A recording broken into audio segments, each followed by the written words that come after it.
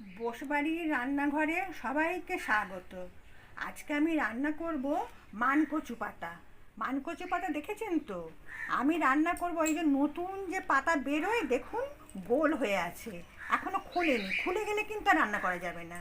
এই দেখুন এখনো গোল হয়ে আছে, এই যে গোল হয়ে আছে। এই যে ডাঁটাটা আমি ফেলে দেবো।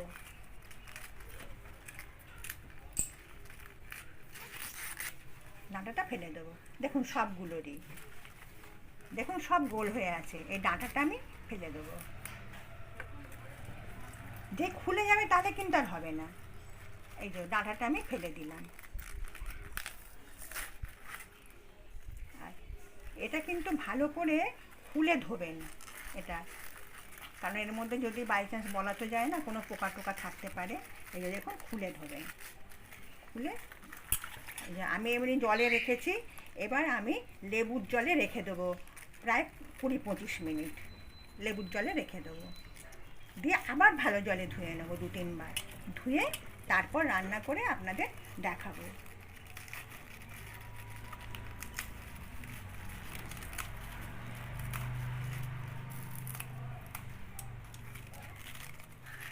দেখুন ভালো করে ধোয়া হয়ে গেছে। এবার আমি এটা এই যে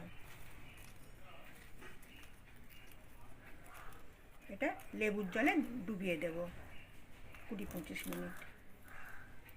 ব্যাস, এবারে ভালো জলে ধুয়ে 20-25 মিনিট লেবুর জলে ধুয়ে আবার ভালো জলে ধুয়ে তারপর রান্না করব। গরম হয়ে গেছে, এর মধ্যে আমি কালো জিরে দিলাম।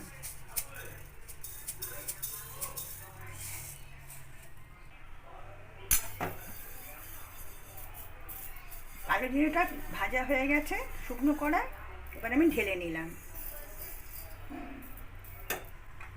এর মধ্যে আমি রসুন দিয়ে দিলাম।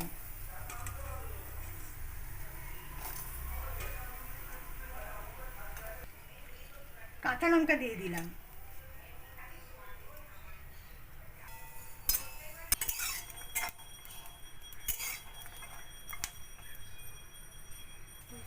রসুন আর কাঁচা লঙ্কাগুলো সেঁকা হয়ে গেছে গরম কড়াইয়ে, এবার ঢেলে নিলাম। এবার কচি মাল পাতাগুলোকে লেবুর জলে প্রায় 20 মিনিট ভিজিয়ে রেখেছিলাম, তারপরে সেখান থেকে তুলে সাদা জলে 2-3 বার ধুয়ে নিয়েছি। নিয়ে এবার শুকনো কড়াই দিয়ে দিচ্ছি। দেখুন আর কিছু দিইনি।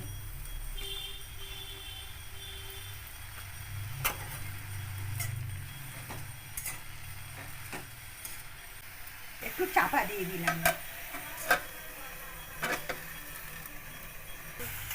আঁচ কমিয়ে মিনিট 2 চাপা দিয়ে দিয়েছিলাম। দেখুন ভাপা হয়ে গেছে।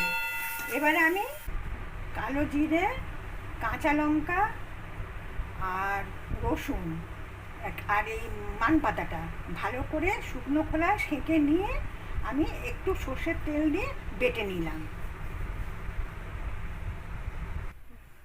তেল গরম হয়ে গেছে, এতে একটুখানি নুন দিয়ে দিলাম যাতে না ছিটে আসে।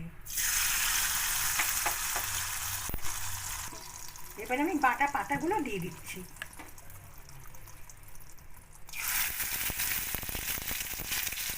এতে একটু হলুদ গুঁড়ো দিয়ে দিলাম।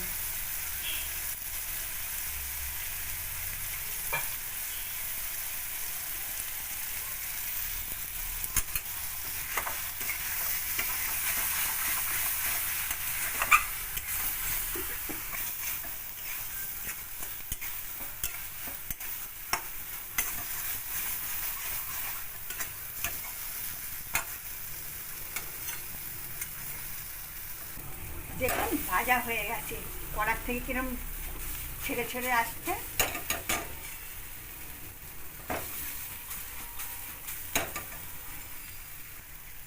মানপাতা বাটা রেডি। মানপাতা বাটা রেডি। গরম ঝরঝরে ভাতের সাথে খেয়ে দেখুন কেমন লাগে। যদি ভালো লাগে তাহলে লাইক করুন, শেয়ার করুন, কমেন্ট করুন। আর এই চ্যানেলটা সাবস্ক্রাইব করতে ভুলবেন না যেন। নমস্কার, আবার দেখা হবে।